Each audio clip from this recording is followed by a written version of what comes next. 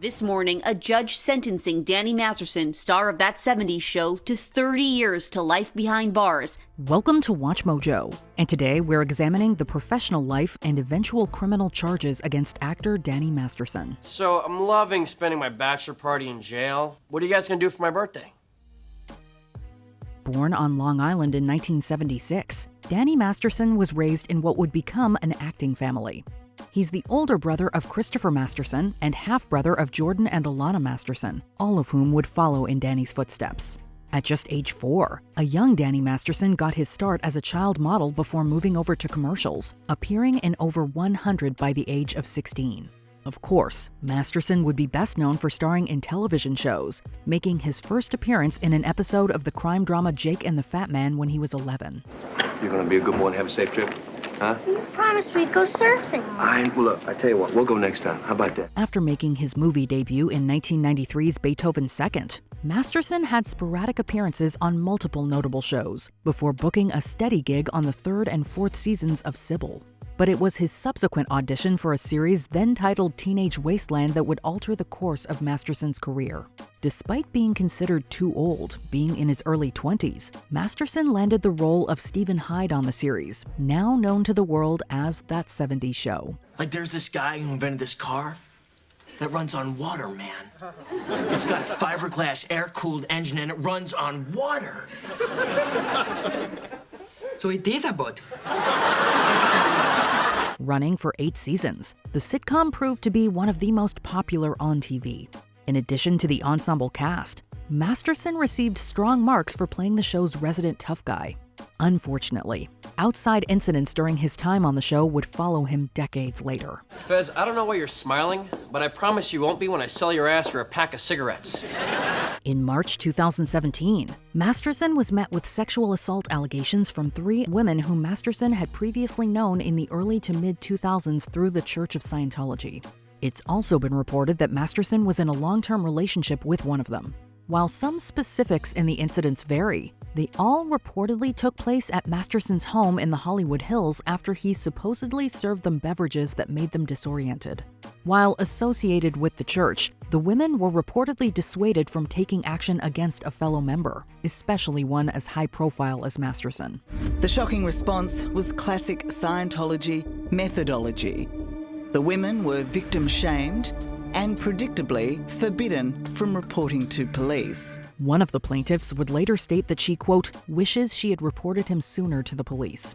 One of them did reportedly go to the authorities in 2004, but the only thing that came of this was her subsequent ostracization from the church. The consequences for a Scientologist, if they were to violate that, where Scientology will then work systematically to destroy your life, your family, your livelihood, and silence you. While Masterson predictably denied the allegations through his agent, his reputation had already begun a decline from which it would never recover.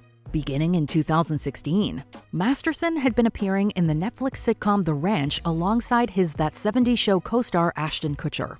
However, after a 4th allegation was leveled at Masterson in December 2017, the streaming service promptly fired him. This proved to be a wise decision, as a 5th allegation followed soon after. Take the bag and disappear, or you disappear. By the time Netflix began developing the sequel series to That 70s Show, appropriately titled That 90s Show, Masterson was the only living main actor from the former not asked to return. Additionally, the character of Hyde wasn't even mentioned when the first season debuted in January 2023. Fez, what are you doing here? Donna! Oh, this is so great. The old gang is here. Masterson's legal troubles officially began in August 2019, when 4 women filed a lawsuit against him. Another named plaintiff, Chrissy Bixler, claims Masterson was controlling and violent when they lived together as a couple in the mid-90s. The lawsuit was also aimed at the Church of Scientology for claims of harassment in the organization's supposed defense of Masterson. The church has been accused of conducting a fair game campaign against the plaintiffs, whereby they employ any means necessary to silence their enemies. In this case, this reportedly includes property damage, libel, and animal abuse. It is unsettling, it's disturbing, and It's just not limited to the home. This is in addition to singer Cedric Bixler-Zavala, who alleged the church fed rat poison to one of his pets after he accused Masterson of assaulting his wife. Bixler-Zavala even revealed that his band At the Drive-In song Incurably Innocent is based on the latter incident.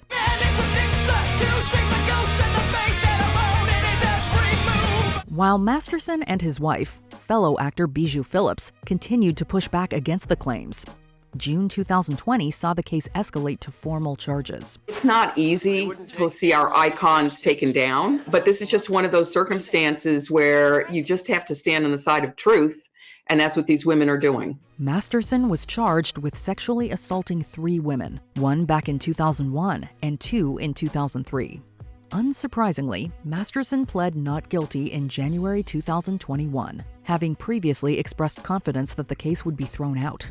However, a preliminary hearing the following May resulted in the judge finding the witnesses, quote, credible, and the evidence presented, quote, sufficient to support the charges. And specifically said that Scientology's policies do discourage reporting to police. From there, Masterson's defense attorneys enacted countermeasures against the plaintiffs, accusing them of collusion and one of accepting money from Masterson in 2004. Masterson's defense attorney Sharon Applebaum said that all 3 women had credibility issues, motivations to lie, and that the incidents were between 17 and 20 years ago. Memories fade and change over time, she said. A series of subpoenas were also requested, many of which the judge rejected on the basis that they were, quote, stunningly overbroad. A motion was filed to dismiss the case on a lack of pretrial evidence, but this too was rejected. Masterson's first trial ran from October to November 2022, in which he declined to testify or call witnesses to his defense.